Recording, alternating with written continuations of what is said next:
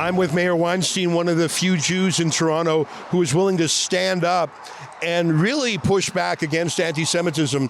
My feeling is that the official Jewish community is far too polite and far too bureaucratic, and they care about their relationships with the police chief and the premier, so they don't dare say the obvious, which is that Toronto in particular, and Canada at large, has an anti-Semitic crime wave that's not going away.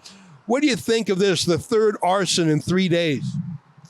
The Jewish community is under siege. There's no question about it. The politicians, they're not doing anything about it. Certainly not from the Liberal Party. And it's outrageous. And the tactics of the Jewish community has to change. Well, you mentioned the Liberal Party. Obviously, I find them odious myself, and they really set the tone in foreign affairs. But the prosecutions and policing are done at the provincial level and the city level. In Ontario, that's Doug Ford and Olivia Chow in Toronto. I think it is every institution, universities. Why is every institution afraid to stand up? I think it's because we've had mass immigration from anti-Semitic countries, and we now have millions of people in Canada who think it's normal to have violence against Jews. I just think there's no beating around the bush. When this synagogue was founded 45 years ago, it wasn't that way. But I think politicians see where the masses are, and they say, sorry, Jews, you're just not numerous enough. Listen, 100%. I remember when there was a big issue here about Nazi war criminals living in Canada, and I testified at the Duchesne Commission, and I knew the issue 100%. And Canada actually had on their application to come to Canada, whether you were a member of various Nazi organizations then, and if you were, that's grounds for deportation from Canada. They don't screen anyone that comes from these Islamic countries that have ties or believe 100% in Hamas, Hezbollah, any of these listed terrorist organizations. They come here and they say it openly, we support Hamas. What do you expect is going to happen here? That's a great point. We used to screen for Nazis. I think we used to screen for communists. Yes. And the reason is national security. We're doing the opposite now. We're literally bringing in thousands of people from Gaza. And Gaza, at least their bureaucracy, is still controlled by Hamas. Hamas are choosing the people that are applying to come to Canada. It's astonishing. And you're right. When I listen to these street marches by the Hamas people, they're overwhelmingly either in foreign languages or foreign accents. These are not Canadian, old stock Canadians. You have a few woke, extreme progressives, but we are basically importing the violence of the Middle East to Canada, and it's atrocious. We're doing that. And at the top level, in the Islamic community, unfortunately, the major Islamic organizations facilitates this. They hold assemblies where they're calling on the community to come and listen to speakers that preach outright anti-Semitism, support for these terrorist organizations, certainly in theory, and there's no blowback.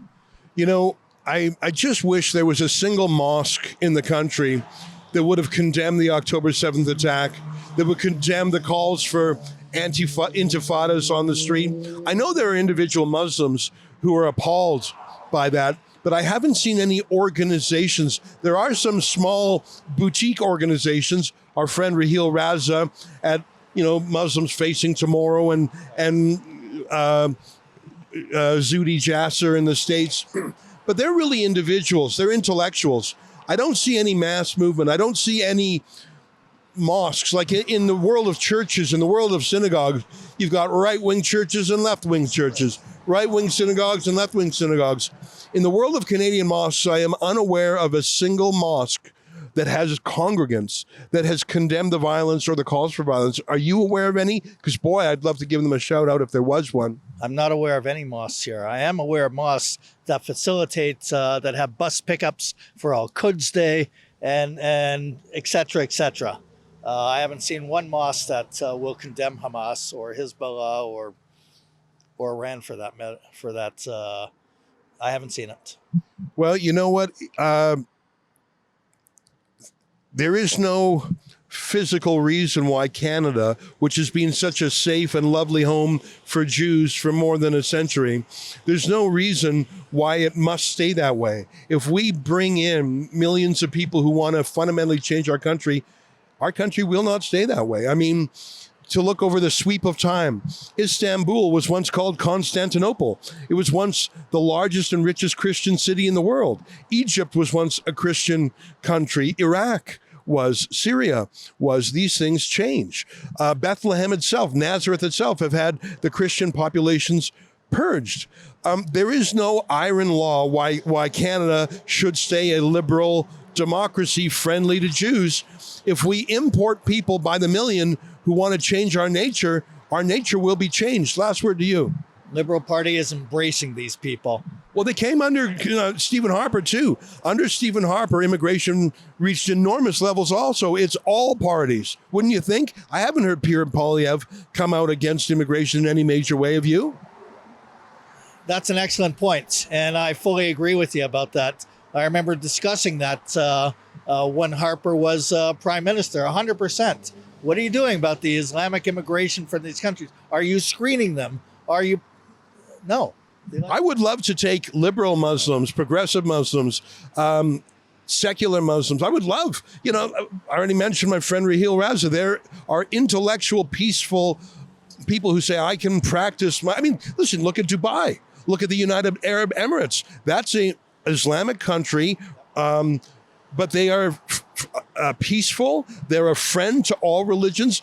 Even in last year, I was in the United Arab Emirates. The government built a synagogue in Abu Dhabi. Right. They don't have Hamas hate marches in the streets in the UAE. They don't even have them in Saudi Arabia anymore. I want that kind of, Daniel Pipe says the problem is radical Islam. The answer is moderate Islam. And I don't think you can wish away Islam. There's 1.5 billion Muslims. What you can do is support moderates and screen out extremists. We've done the opposite in Canada. It would be amazing if there were mosques here, Islamic organizations here, real Islamic organizations here, that embrace the Abraham Accords and would say, no, we want peace with Israel. Look at what Gaza could have become. It could have been Dubai. You look at Tel Aviv with their phenomenal beaches and successful economy. It's beautiful, thriving. And Gaza could have been thriving, like they said, the Singapore in the Middle East. It's not. It's a garbage dump. And they support that. That's what they support, because their whole objective is unbridled hatred for Jews. Well, it's the world we live in. Thanks for talking with us. Thank you. All right, there you have it, Meir Weinstein.